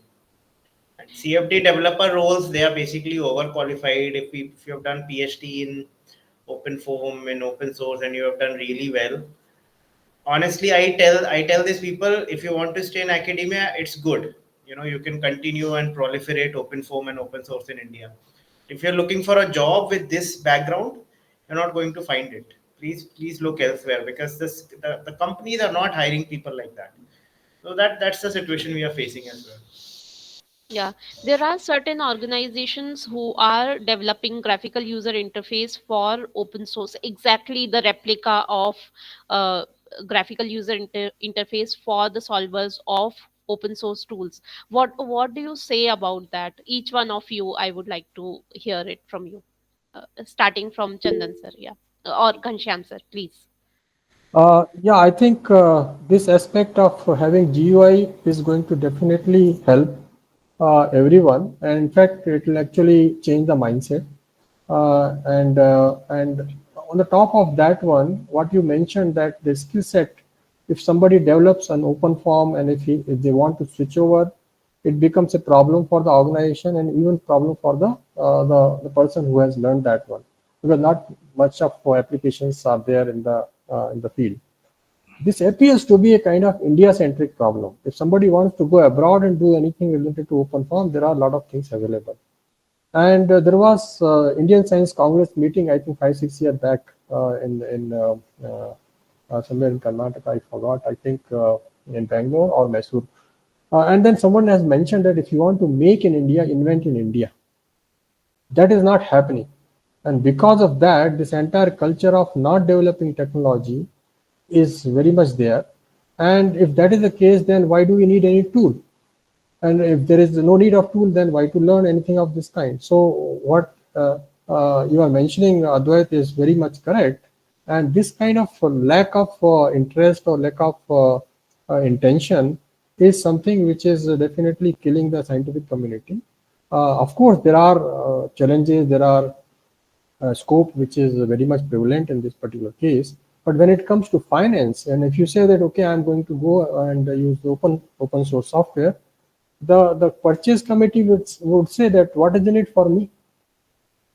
So this is another kind of problem which you face. The moment you start showing them that this is going to save your money, they actually don't like that. So this is something very strange situation I have faced multiple times, and this is happening more with the Indian companies. So I worked with American company, I worked with Indian company and the Indian academia, and I see this is something which is a very peculiar situation where whenever you say that, okay, you are going to save money, they don't even listen. So I don't know means how to change this mindset, and this is where I think we need to start a parallel world altogether and do something more. Yeah, Chandan sir. I completely agree with that. So recently, someone from Indian industry has told me that it's open source, it's free, so it should be less accurate for sure. So So Yeah, that's the yeah, tagline. Since it's free, it's less accurate. They don't yeah. even know how to do verification. Anyway, so Please, apart yeah. from, yeah, please. Please go ahead. Yeah. Yeah, so apart from that, about the GUI, as you mentioned, so I know a few groups outside India they have already done it. However, after doing that, they have made it commercialized. So that's the state of affair, right? So once they successfully build the GUI and then tell that, okay, you purchase our license, then I'll let you use the GUI. So within India, there is no successful attempt yet, but there is an ongoing project as part of FOSSI. One of our subgroups, some research associates are actually working on building the GUI. Hopefully, in coming years, it will come out something like that. And if it comes out of FOSSI, for sure, it will be free. And that's where we are working towards, but it's difficult. But at the bottom of this, what I want to mention that, of course, this GUI development, why I don't take it up as a project in my group, because I don't think this is important enough problem rather than developing a new solver to solve a new challenging problem, right? Because what I can do through command line interface, why do I need a GUI? Just for the sake of making it simplicity. So I'm not interested in that as for my own research group. But of course it will help the industries, and then again there comes this awareness and mindset that we have to get used to the black screen, and we have to get set in a Linux terminal and get set use just using right click copy paste. We should use copy and CP and MV. So that kind of mindset and practice that has to be involved in upskilling their staffs. And that's where there is no particular urgent need of a GUI to do simulation in OpenFOAM. That's my view. You're right. Shivam, would you like to comment? And I think it's late night there, so after this, we will let you go. Yeah, no worries, no worries. Yeah, I think having a good GUI for open source software will help students to get started with it. It will make it more easy to, use it. I still feel that the best part of for me for my from my experience of using OpenFOAM is that it did not have a good GUI, so I was actually able to learn a lot of stuff instead of using other. I've used a lot of commercial software, ANSYS, COMSOL, SimScale one, the Star CCM one. Like I feel like when I used OpenFOAM, I was able to learn more of how CFD works as a student. So I feel that not having a good GUI was a good thing, but still having a good GUI will help students, for at least for beginners, or at least for people who don't want to learn CFD. They just want to use it as a tool for their use case. So that's a good part of having a good GUI. And even there are some good open source software. One of them is known as SimVascular, which I've used it myself. It's a open source software specifically focused for biofluids and simulating blood flow. It was actually developed by one of the developer was my advisor at Berkeley only, Professor Sean Shadden, and it has a great GUI. It's almost comparable to any other commercial software. Anyone without any knowledge of C++ or Fortran can just use a software to perform blood simulation. So I feel it's like two sides of a coin. There's some good parts and bad parts as well. Right, right. If there is a bright side, then there is a dark side too. Yeah, Ghanshyam sir, yes. Yeah, just to add to this GUI versus TUI, my first project in GE was converting all GUI work into TUI, and that was about simulation of multi-phase flow, jet in a cross flow kind of situation. It was having very intense post-processing activity. If you do it using GUI, it will become a kind of really headache. So for that one, we have developed some tool using TUI, using Fluent, we are doing the simulation. So whenever it comes to the productivity, I completely agree with Dr. Bose. We have to go for the TUI. However, there is a kind of psychological impact on the part of the user or maybe the management. The moment they see black screen, they kind of feel something different. But when it comes to the user, it is always a kind of TUI which is going to win. And if you are comfortable with that one, you can do wonders. So it's a kind of a trade-off between the two. But yeah, from the commercial point of view, something has to be done so that we can break the barrier. Yeah, yeah, absolutely. I think we are now reaching to the end of the panel discussion. So I would like to hear it from each of you that uh, the basic benefit of using an open source software is the code customization. Uh, what are some of the examples or any one example where you find the need of customizing the code where it is not available in existing open form or open source code?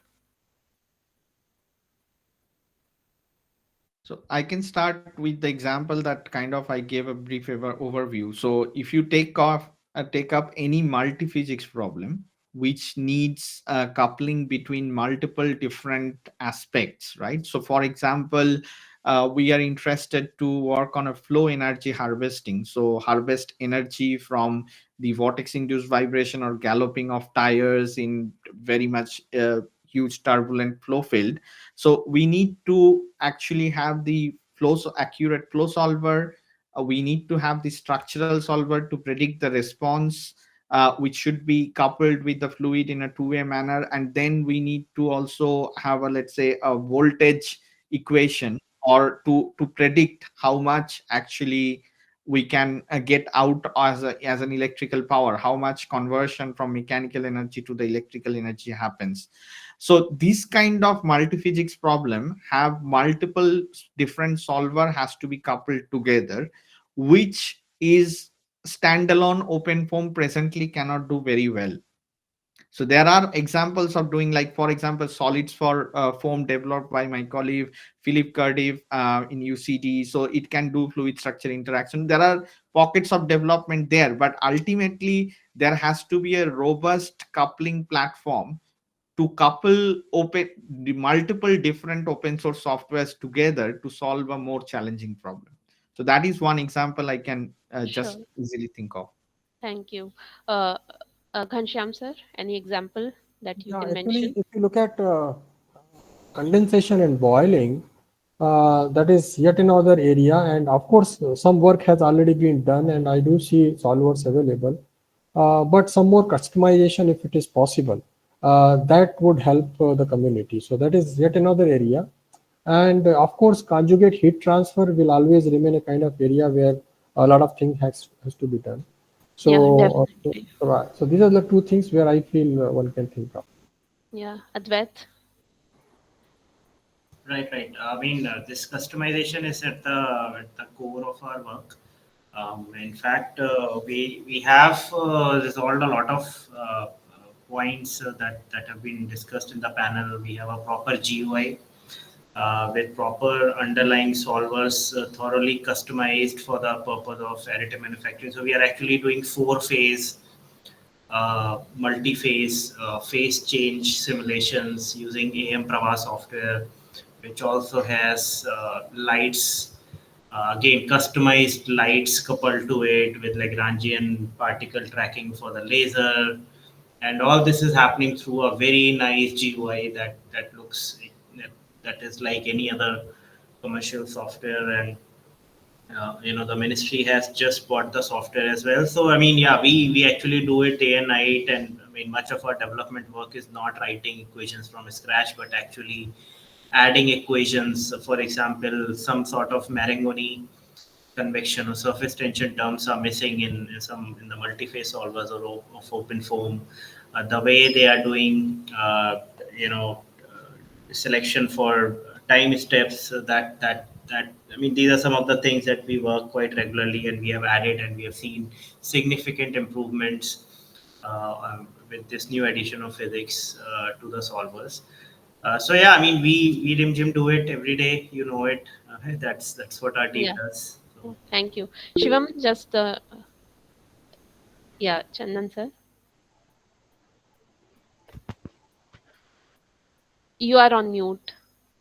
Yeah, I just had a question to your team and Advaits particularly. What's your vision on making your development open source?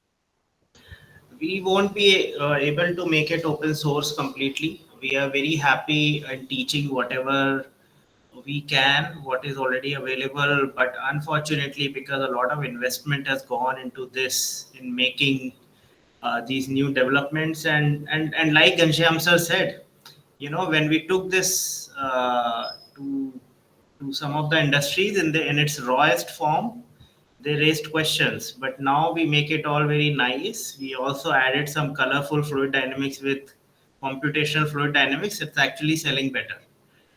So the black and white terminal is what we do internally in our way of doing things. But when you want to sell these things, it has to be a bit more commercial in that sense. So we don't have plans. However, we have developed other softwares which are not exactly CFD. We do a lot of quantum computing and quantum AI work as well.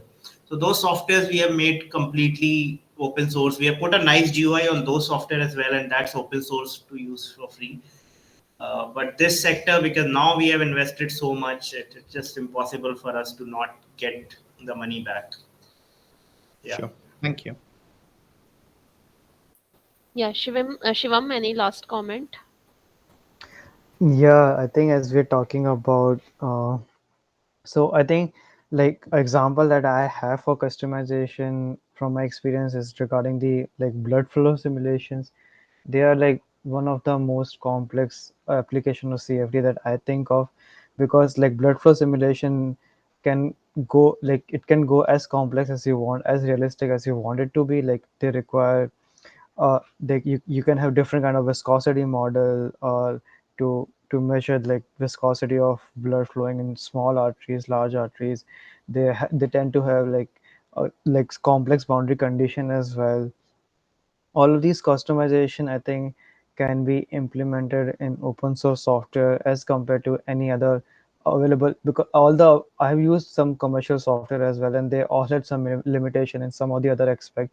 In some software it was hard to implement a new viscosity model, and in some software it was hard to like implement a complex boundary condition which was required by some of the blood flow simulations. So I think all of that can be done in an open source software where you have a lot Okay. of power on your hand. Yeah, right. Okay, so we are wrapping up the panel discussion with with one final name of the physicist or scientist that you may want to have dinner with, and you want to imbibe some feature of theirs attitude or their personality to make a wholesome uh, feature for your research career or research work, starting from Ghanshyam sir.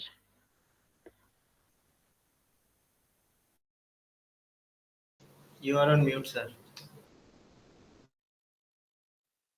So you want to hear name of someone who is alive or Anyone will go. obviously in that case it will be parental for me. Uh, so yeah. Okay, okay. I would be, I don't know. It's difficult. I'm reminding many names, but maybe the pioneer of all, Leonardo da Vinci. Great choice. Advait, It's Vikram Sarabhai for me. I feel quite inspired by him. Shivam. You are on mute, Shivam. Oh, sorry.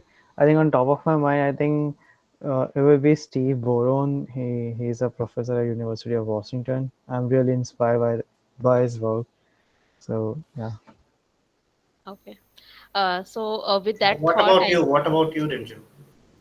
I have never thought about it, but I mean, if I want to name someone from people I know, I think Professor Sanjeev Kumar Gupta will be one.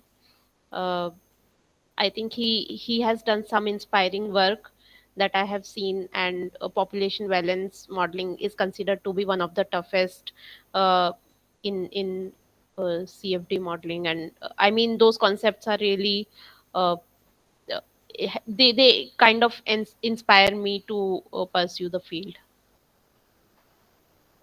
Yeah, with that thought, I think Shivam, yeah, please. Go ahead. I just want to add one small thing. I think I got a better answer for that question. I think I'll enjoy dinner with Vincent Van Gogh too. Okay, okay. Yeah, so I think with these last thoughts, I'm just handing over uh, the floor to Akshita. And thank you everyone for making the panel discussion very lively, thought provoking, and uh, it's kind of rigorous to think about. Thanks all. Thank you everyone. Thank you, ma'am. And wow, what a engaging discussion it was. I mean, I'm really amazed. And I just want to thank you to our incredible panelists and Jim ma'am for such a stimulating and insightful discussion. Your diverse perspective and expertise have really great enriched our understanding of the topics at hand. As we are wrap up this engaging conversation, it's time to turn our attention to a moment we have been all eagerly anticipating, the announcement of winners. Don't worry, unlike those reality shows that keep you on the edge of your seat for hours, I promise you will not have to wait longer for our winner. So I just want to invite Mr. Betzer to introduce the creative mind of ISIMO 2024. Okay, so should I be declaring the winners now? Yes, sir. Right, right. So we have this year's winners. It's a mixed team from NIT Durgapur and NIT Hamirpur. Uh, Deep Sharma, Mohammad Shehnawaz Kareem, and Devansh Srivastav. So congratulations.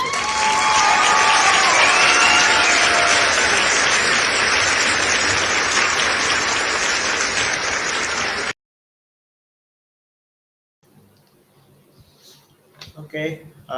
So what's next? Yeah. By the way, is everyone are is all the three of you here? Deep Sharma, Shehnawaz Kareem, and Devansh Srivastav. Yes, sir. Yeah. We all three are here. Okay, okay. So congratulations, and more than the prize money and more than everything else, I think you should take away some of the learnings from the panel discussion, and hope that will inspire you to not forget open form. Yes, Once you start getting jobs, try continuing and try pushing your knowledge of open form even after you are in industry. And again, congrats and keep up the good work. thank you, sir. We will keep Thank you, in sir. mind, sir. Thank you, sir. Okay, so congratulations to Team Panchayat. Yeah, you heard it right. Their team name is Team Panchayat. And these guys has truly outdone themselves. Their hard work and creativity as a testament to their skills. We are so impressed. I would like to ask our keynote speaker and panelists to congratulate the team.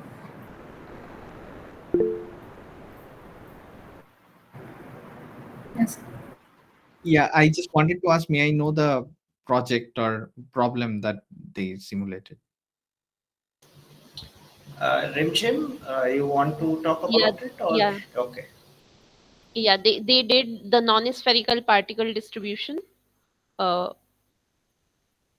the basic layout of that, basic framework of that, they attempted.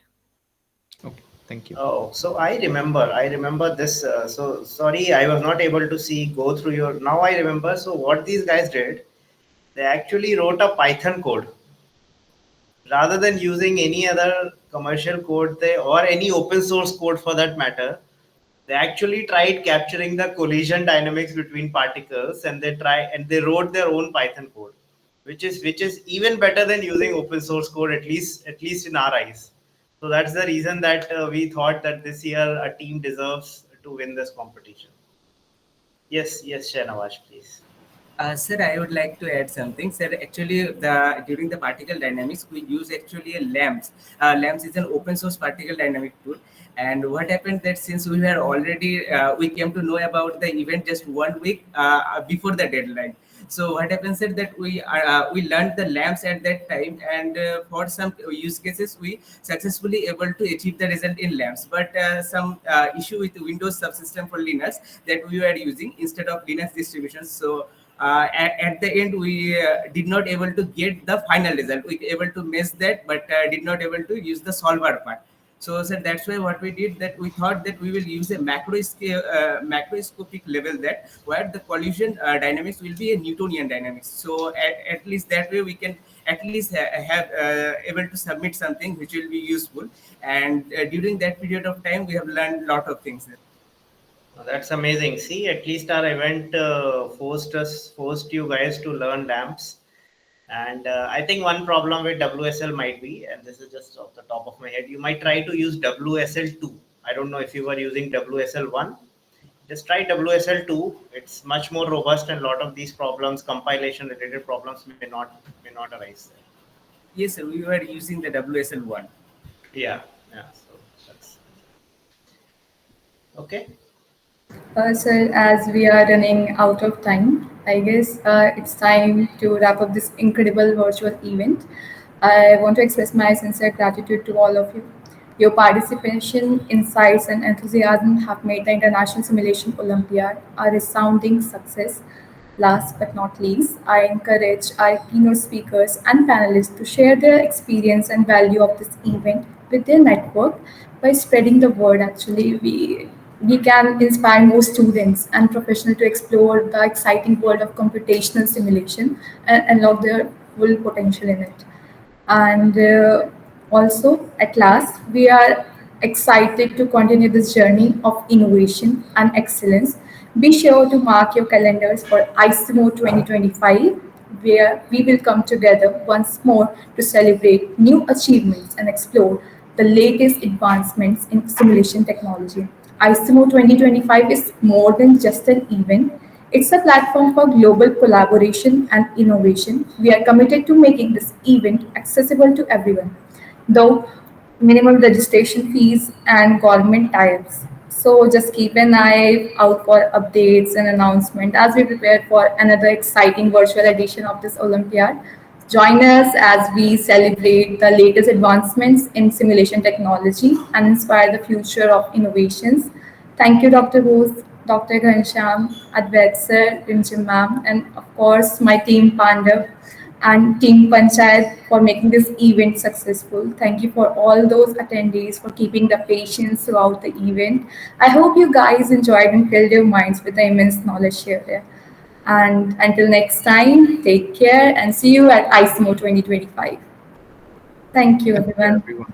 Yeah. Thank you. Thank you, ma'am. We Thank you, should have everyone. a chat sometime, Advait. Yeah, Yeah, yeah. Dr. Bose, I will arrange a meeting with you Sure. virtually, and then we'll go through some more details. Okay. Thank you. Thank you, Thank you, everyone. Ghanshyam sir. Thank Thank you, Thank you. you, everyone. Kundan sir. Yeah. Yeah, yeah. Bye, You too, bye you too. everyone. Yeah. Thanks a lot. Thank you. Take care. Bye bye.